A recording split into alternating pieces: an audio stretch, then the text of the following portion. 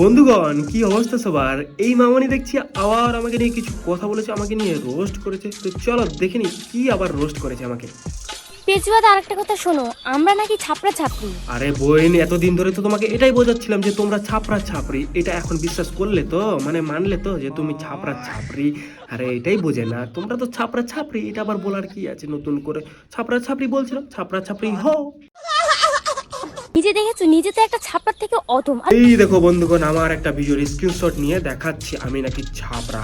আরে মামনি, তোমাকে একটা কথা বলি, বাড়িতে বসে ফানি কন্টেন্ট বানানো আর মন্দিরে গিয়ে নাচানাচি করার মধ্যে পার্থক্য আছে বইন। এটাই তুমি বোঝো না, কি করে বুঝবে বলো? তোমার তো সেন্স অফ হিউমার নেই, বিবেক কাজ করে কি বলো তো আগে? দেখো বইন, তোমাকে কিছু কথা বলি, তুমি ডান্স পারো, তোমার মধ্যে প্রতিভা আছে, তাই বলে রাস্তাঘাটে মন্দিরে গিয়ে নাচানাচি করবে, এটা কোনো কথা হলো? মামনি, তোমাকে একটা কথা বলি, মন্দিরে গিয়ে নাচানাচি করলেই কন্টেন্ট ক্রিয়েটর হওয়া যায় না, নইলে তোমার মতো যারা তাস খেলে তারাও স্পোর্টসম্যান হয়ে যেত। যাই হোক, আর কিছু বললাম না। এই ভিডিওটা দেখার পর আবার তোমার সেই ফাটবে, তারপর তুমি আবার আমাকে রোজ করবে কালুয়া পেচুয়া হ্যান ত্যান বাল বথুয়া বলে। তো তুমি কালুয়া বলো, পেচুয়া বলো, হ্যান বলো, ত্যান বলো, তাতে আমার কোনো যাই আসে না। বলছিলাম যে আমার বিষয়ে যখন তুমি একটু রিসার্চ করছো, ভালো করেই করো, তারপর না রোস্ট করো। আর হ্যাঁ মামনি, একটা কথা, তোমার ওই নেরি কুত্তাগুলাকে একটু সামলে নিও, আমাকে বড্ড বিরক্ত করছে।